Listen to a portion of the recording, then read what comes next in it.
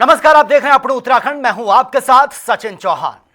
उत्तराखंड विधानसभा का बजट सत्र खत्म हो गया, लेकिन 2027 चुनाव की रणभूमि अब साफ नजर आ रही है। विपक्ष ने अंकिता भंडारी और कानून व्यवस्था के मुद्दे पर बीजेपी सरकार को जमकर घेरा। वहीं स्पीकर रितु खंडूरी ने गैर हाजिरी और निजी टिप्पणियों पर नाराजगी भी जताई। बजट 2026-27 पास हुआ, लगभग 1.11 लाख करोड़, लेकिन विपक्ष सवाल उठा रहा है कि कर्ज बढ़ता जा रहा है। आपको बता दें कि सत्र में 12 विधेयक और 4 अध्यादेश पास हुए हैं और गैरसैंण विधानसभा भवन का इसको कोऑपरेट्स साथ ही वेंडिंग डेस्टिनेशन बनाने के प्रस्ताव पर भी बहस बरकरार है। 2027 चुनाव की तैयारी दोनों पार्टियों ने कर ली है। अब जो फैसला है वो जनता इसका फैसला करेगी। सदन के सामने रखा है, उनके विचार है। अरे माइक नीचे करो ना। हमारी सरकार काफ़ी सारे मुद्दों पर पहले से भी काम कर रही है। यूसीसी का कानून 1 साल हो गया, 1 साल से ज़्यादा समय हो गया लागू हो गया है।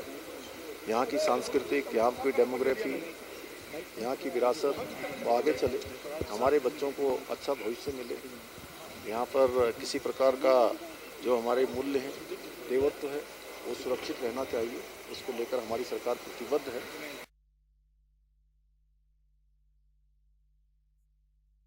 संसदीय जो मूल्य है, संसदीय जो परंपराएं हैं, हम लगातार कहते रहे कि इन्होंने उन परंपराओं को हमेशा उल्लंघन किया है। स्पष्ट है कि सदन नियमों से, स्वस्थ परंपराओं से और कार्य संचालन नियमावली से संचालित होता है। संविधान की विभिन्न धाराओं से संचालित होता है, लेकिन लगातार और इस बार भी उन संसदीय मूल्यों की, परंपराओं की, कार्य संचालन नियमावली की अनदेखी की गई। प्रथम सत्र आज हमारा संपन्न हुआ है।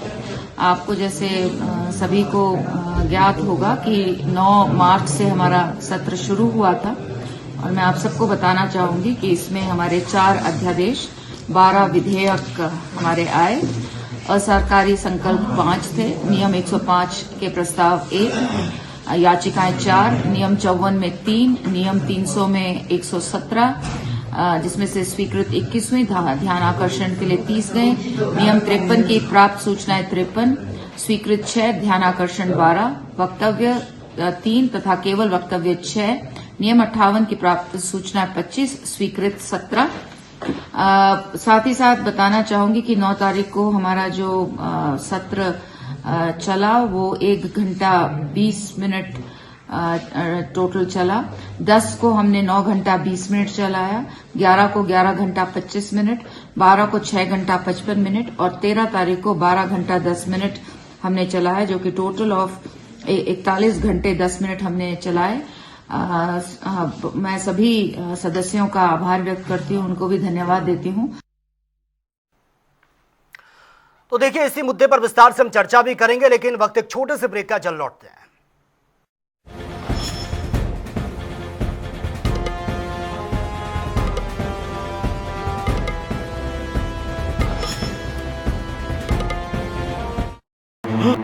क्यों, हो गया आज झूठ से सामना? कौन सा झूठ? जो इतने सालों से आपके झूठ पेस्ट ने ओरल केयर के बारे में बताया है। तो फिर सच क्या है? ट्रूथ पेस्ट, पतंजलि दंत कांति, आयुर्वेद और साइंस ने मिलकर बनाया है इसे। इसकी 16 जड़ी बूटियों से मिले आपके दांतों और मसूड़ों को कंप्लीट ओरल हेल्थ का सच। कुछ पल तुम्हारे साथ बिताए हुए पल मेरे साथ रहेंगे जिंदगी भर। LIC से मिले बीमे की रकम ने ही मेरे नए काम की शुरुआत को मुमकिन बनाया। कुछ पल का साथ बन जाता है जिंदगी भर का साथ। LIC, हर पल आपके साथ।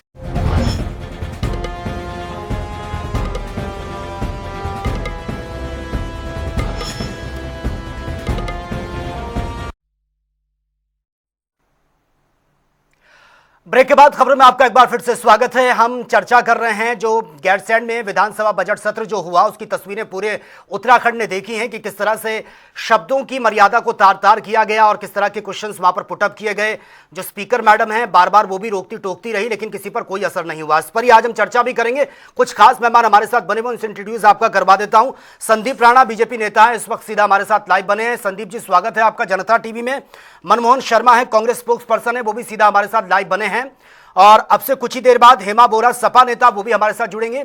लेकिन सबसे पहला सवाल संदीप राणा जी आपसे, तस्वीरें पूरे उत्तराखंड ने देखी हैं गैरसैंण में, जिस तरह से क्वेश्चनिंग हो रही थी, कोई किसी की हैसियत पूछ रहा था, कोई ये पूछ रहा था कि आप ड्रिंक करते हैं ये बताइए, कोई कुपोषित किसी को बोल रहा था।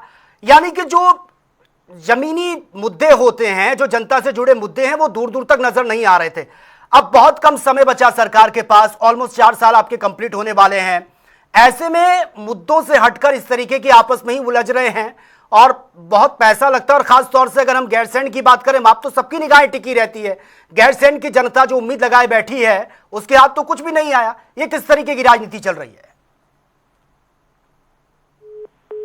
बजट सत्र हुआ है, बहुत ऐतिहासिक बजट हमारी सरकार ने पारित किया है और इसके लिए मैं उत्तराखंड की जनता की ओर से अपने प्रदेश के बहुत ही लोकप्रिय मुख्यमंत्री जी का साधुवाद देना चाहता हूं, उनका धन्यवाद करना चाहता हूं। इस आशा और अपेक्षाओं के साथ उत्तराखंड की जनता ने धामी जी की सरकार को चुना है।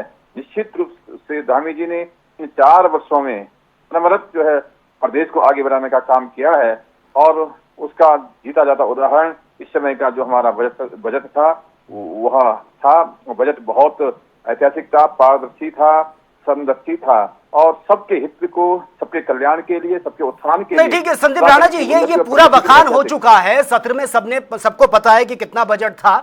लेकिन सवाल ये उठ रहे हैं कि जो शब्दों की मर्यादा को तार तार किया गया है, वो उस पर सवाल है कि उसका क्या मैसेज बाहर जाएगा। मुद्दों पर तो बात हुई नहीं है और ऐसा भी नहीं है कि मुद्दे नहीं है, बहुत मुद्दे हैं। कानून व्यवस्था को लेकर सवाल उठ रहे हैं। अंकिता भंडारी हत्याकांड का जो मामला है वो अभी भी सुर्खियों में बना हुआ है। हम देख रहे हैं जो उत्तराखंड के ब्लॉगर्स हैं वही आपस में लड़ पड़ रहे हैं।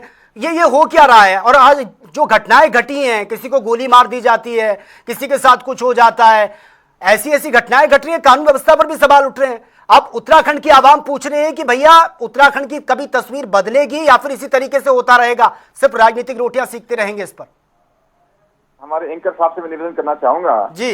देखिए, सदन में अच्छी बहस होनी चाहिए थी। कहीं पर कोई दिक्कत है तो विपक्ष को उस बात को रखना चाहिए था, लेकिन विपक्ष इस समय मुद्दा विहीन था। आप देखेंगे कांग्रेस के विधायक उत्तराखंड की जनता को कुपोषित कह रहे हैं। कांग्रेस के विधायक पूछ रहे हैं कि आप पीते हैं। शब्दों की मर्यादा कांग्रेस ने गिराने का काम किया है और ये कांग्रेस के चरित्र में रहा है। कांग्रेस को अगर उत्तराखंड के हित की बात करनी थी तो टेबल पे बात करते, स्पीकर को माननीय स्पीकर के माध्यम से सरकार से अपनी बात कहते, लेकिन कांग्रेस मुद्दा विहीन थी इस समय और वो अनगढ़ बयानबाजी पूरे सत्र में करती रही। कांग्रेस की मंशा थी कि सत्र न चले, सत्र को रोकने का उनका प्रयास था, जिसमें विफल हुए क्योंकि धामी जी ने बहुत अच्छा बजट दिया है और हमारे सारे जितने हमारे मंत्री हैं, हमारे माननीय विधायक हैं, सबने बहुत अच्छा अपना विषय भी रखा, क्षेत्र के हित की बात भी रखी। लेकिन कांग्रेस इस समय जो है मुद्दा विहीन थी और वो देखेंगे और उसका उनके जो चेहरे के हाव भाव थे वो उड़े हुए थे और निश्चित रूप से उत्तराखंड की जनता ने कांग्रेस का चेहरा देखा है इस समय सत्र में। निश्चित रूप से आने वाले समय में चुनाव में कांग्रेस को इसको खामियाजा भुगतना पड़ेगा और मैं कह सकता हूँ। चलिए ये वक्त बताएगा, ठीक है, वक्त बताएगा। संदीप राणा जी आपके पास मैं आऊंगा। मनमोहन शर्मा कांग्रेस स्पोक्स पर्सन है, वो भी हमारे साथ लाइव बने हैं। मनमोहन शर्मा जी, सवाल उठ रहा है क्योंकि उत्तराखंड की आवाम बहुत उम्मीदों के साथ सुन रही थी आप सभी को। शब्दों की मर्यादा तो तार तार हुई है। वो कह रहे हैं कि भाई आपके पास मुद्दे नहीं थे, मुद्दा विहीन है कांग्रेस, इनको दिख रहा है रिजल्ट कि हमारी जीत नहीं होने वाली। इस तरह से बरगलाने का काम कांग्रेस कर रही थी। कितनी सच्चाई है इसमें? चौहान साहब, सबसे पहले मैं आप मीडिया का बहुत बहुत धन्यवाद करता हूँ जो इस समय आपने टीवी चैनल के माध्यम से एक सत्र की बात की और सत्र की बात करें तो उसमें आप देख रहे होंगे संसदीय मंत्री सुबोध उनियाल जी, ये उनके शब्दों को जरा आप ध्यान से देखेंगे तो उनके शब्दों में तू मैं शब्दों की मर्यादा को लांघ दिया उन्होंने। आप मुझे बताएं कि जब आप गलत शब्दों का प्रयोग करेंगे तो विपक्ष तो आपको उसका जवाब देगा ना, ये जवाब नहीं देगा। आप उनकी आवाज को बंद करने का काम करेंगे। आप जो चाहे गलत बोल दें, आप तो सही है इसका मतलब। और विधायकों ने किया और कांग्रेस के विधायकों का जवाब हमारे माननीय संसदीय मंत्री जी ने दिया है। मतलब इतने अपशब्दों का प्रयोग किया गया इस बार सत्र में। आप देख रहे होंगे चौहान साहब, ये हम क्या उत्तराखंड ने पूरा देखा ये बजट सत्र भी, और इस बजट सत्र में संसदीय मंत्री सुबोध उनियाल जी वो आप देख रहे होंगे किस प्रकार से वे तुम ऐसे बात करते हैं। नहीं, वो सोशल मीडिया पर वीडियो वायरल हो रहे हैं मनमोहन शर्मा जी। मान सम्मान दोगे तभी तो नहीं, लेकिन सवाल ये है ना कि कोई मर्यादा को तार करेगा तो उसका रिवर्ट ये नहीं है कि आप भी उसी लहजे का इस्तेमाल करें। जवाब न देकर उन्हें गुमराह करने की कोशिश करते हो और उनके साथ तुम ऐसी बात करते हो। ये चौहान साहब कहाँ का सत्र और कौन से मुद्दों पर बात की गई इन्होंने? बजट सत्र की कौन सी बातें करेगी? जनता के लाभ के लिए कौन सी इन्होंने बातें, ये कौन सी योजनाएं दी? कोई योजनाएं नहीं दी। सिर्फ ये खोखले दावे करते हैं और खोखले दावा करके जनता को गुमराह करने का काम करते हैं। आपने अभी तक जितनी भी इनकी योजनाएं देखी होंगी तब से अब तक जनता को गुमराह करने का काम। अगर एक शब्द ही बता दूं आपको, आज किल्लत है गैस से। और गैस की किल्लत इतनी बड़ी है कि जनमानस लाइन में खड़ा होकर सिलेंडर को मांग रहा है। उसमें भी 2 बुजुर्गों की मौत हो गई। इनको शर्म नहीं आ रही। शर्मा जी, ये कांग्रेस के लोग, आप लोग जो अनावश्यक दुष्प्रचार कर रहे हैं, कहीं भी गैस की किल्लत नहीं है। गैस पर्याप्त मात्रा में प्रदेश की जनता के लिए पर्याप्त रूप से उत्तराखंड की सरकार देने का काम कर रही है। देखिए, मैं आप दोनों को रोकना चाहूंगा। ये टॉपिक जो है ये गैस की किल्लत पर नहीं है सर। ये जो डिबेट है ये उत्तराखंड के तमाम मुद्दों पर निर्भर है, जिस पर उत्तराखंड की आवाम टकटकी लगाए बैठी है। वहाँ 70 विधायक एक विकास करने के लिए बैठते हैं, ना कि आपस में गाली गलौज करने के लिए बैठते हैं। आप किसी के साथ गलत व्यवहार करोगे वो उसको जवाब नहीं देगा क्या? गलत जवाब किसने किया? शब्दों की शुरुआत किसने की? भाई आप सरकार से सवाल पूछते, अपनी बात रखते, उसका जवाब मांगते, हम देने को तैयार थे, सरकार देने को तैयार थी, लेकिन आपने अनगढ़ बयानबाजी करने का काम किया। उसका आपको जवाब तो देना ही था। राणा जी, मेरी एक बात सुन लीजिए। आपने देखा होगा सुबोध उनियाल जी ने शुरू करी है संसदीय में अपशब्द बातों की, किसी और ने नहीं की। आप उनका बजट सत्र उठाकर देखेंगे तो शुरुआत करी है सुबोध उनियाल जी ने। नहीं, ठीक है, मैं आप दोनों को रोकना चाहूंगा। सवाल मेरा संदीप राणा जी यही है कि इस तरीके से आप बोल रहे हैं कि उन्होंने ये शुरुआत करी, उसी लहजे में हमने भी जवाब दिया है, इससे जनता के हाथ क्या लगेगा? बहुत सारे ऐसे मुद्दे हैं। उत्तराखंड की जनता, अभी हाल फिलहाल कितनी सारी घटनाएं हुई हैं। अगर आप राजधानी देहरादून में रहते हैं, वहां आए दिन इस तरीके की घटनाएं हो रही। जनता पूछ रही है कि भैया उत्तराखंड को किसकी नजर लग गई है? अभी हाल फिलहाल में एक मुद्दा बहुत सुर्खियां बटोर रहा है, जहां पे ब्लॉगर्स जो हैं आपस में ही लड़ भिड़ रहे हैं। पुलिस आधे से ज्यादा तो इंगेज उन्हीं चीजों में, उनको सुलझाने के लिए। अब सबके हाथ में मोबाइल है, सब लोग वीडियो बना रहे हैं। ऐसा लग रहा है कि कानून की धज्जियां खुलेआम उड़ाई जा रही है, कोई डर ही नहीं है। पुलिस वालों के सामने ही उलझ रहे हैं, गाली गलौज चल रही है। थोड़ा सबको जिम्मेदारी के साथ अपनी जिम्मेदारियों का निर्वहन करना चाहिए, चाहे हमारे ब्लॉगर हों, चाहे हमारे सोशल मीडिया चलाने वाले जो लोग हैं। मेरा सबसे निवेदन है कि उत्तराखंड के हित में और समाज के हित में अपने सोशल मीडिया अकाउंट का आप लोग प्रयोग करें। उसका कोई ऐसा प्रयोग न करें जिसका दुष्परिणाम निकले। मेरा आपके चैनल के माध्यम से सभी से निवेदन है कि सोशल मीडिया का प्रचार, सोशल मीडिया से प्रचार उत्तराखंड के हित में हो, समाज के हित में हो, ऐसा करना चाहिए सब लोगों को। इसका दुरुपयोग न हो, ऐसी मैं आपके चैनल के माध्यम से निवेदन करना चाहता हूं।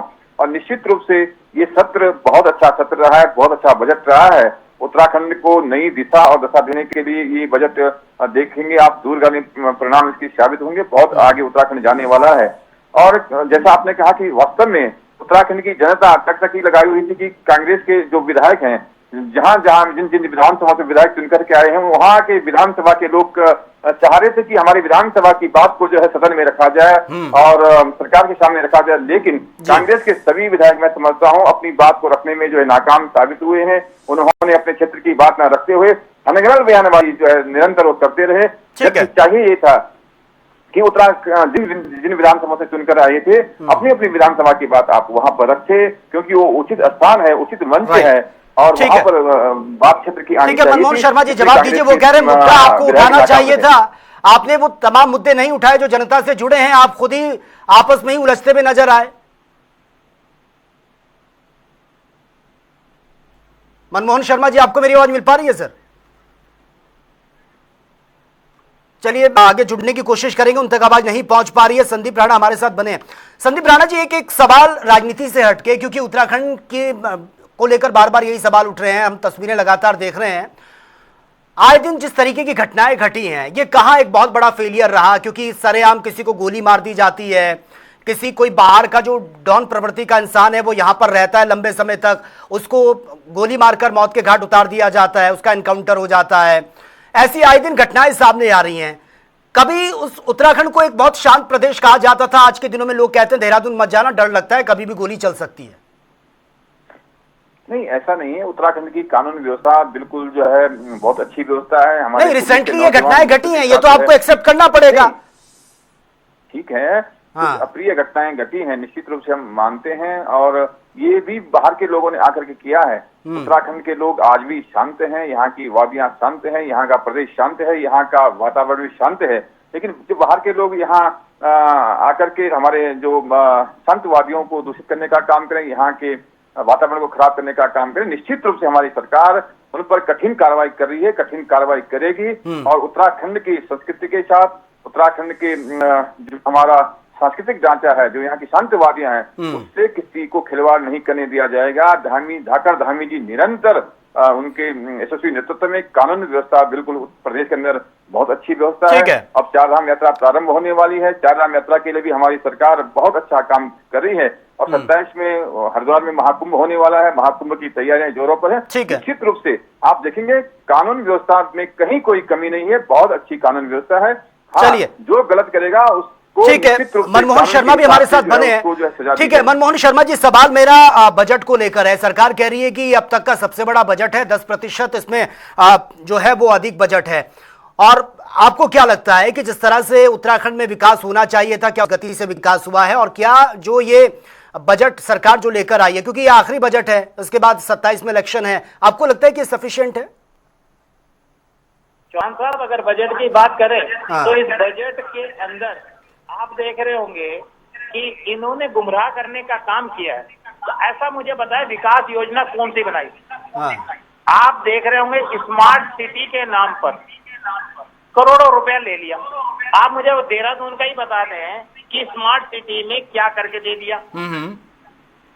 कौन सा स्मार्ट सिटी से हमें ऐसा दिखाई दे रहा कि हिंदुस्तान का आदमी देहरादून को नया स्वरूप देने का काम किया है। आपको काम दिखता नहीं है, इस प्रकार की भाषा का आप प्रयोग ना करें। आप एक ही योजना बता दें। देश के अंदर 100 स्मार्ट सिटियां जो बनी है, उसमें देहरादून भी एक स्मार्ट सिटी है। निश्चित रूप से हमारे लोकप्रिय प्रधानमंत्री जी के नेतृत्व में जो स्मार्ट सिटियां बन रही है, धामी जी उस काम को आगे बढ़ाने का काम करें। और देहरादून भी आप देखना देश की नंबर 1 सिटी बनने वाली है विकास के दृष्टिकोण से। आप मुझे बताओ, क्या इन्होंने सुविधाएं दे दी?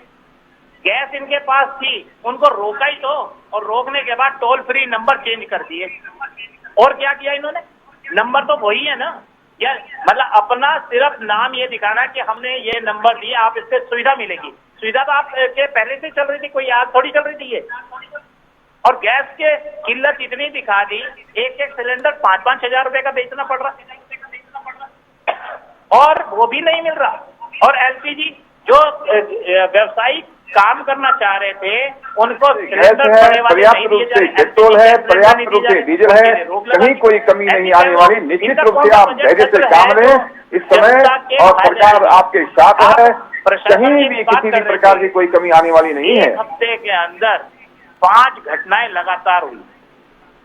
आप ये बताओ, जब कांग्रेस का राज था, शर्मा जी याद करो, आए दिन घटनाएं घटती थी। जब कांग्रेस की सरकार है, बात नहीं सुनी जा रही है, भ्रष्टाचार चरम पर रहा है। चलिए, समय का अभाव है मेरे पास, नहीं रख पाऊंगा। बहुत बहुत शुक्रिया संदीप राणा जी आपका, मनमोहन शर्मा जी आपका भी इस डिबेट का हिस्सा बनने के लिए। आप दोनों ने अपनी बातें रखी और पूरा टाइम मैंने दोनों को दिया भी है। बहुत बहुत शुक्रिया आपका।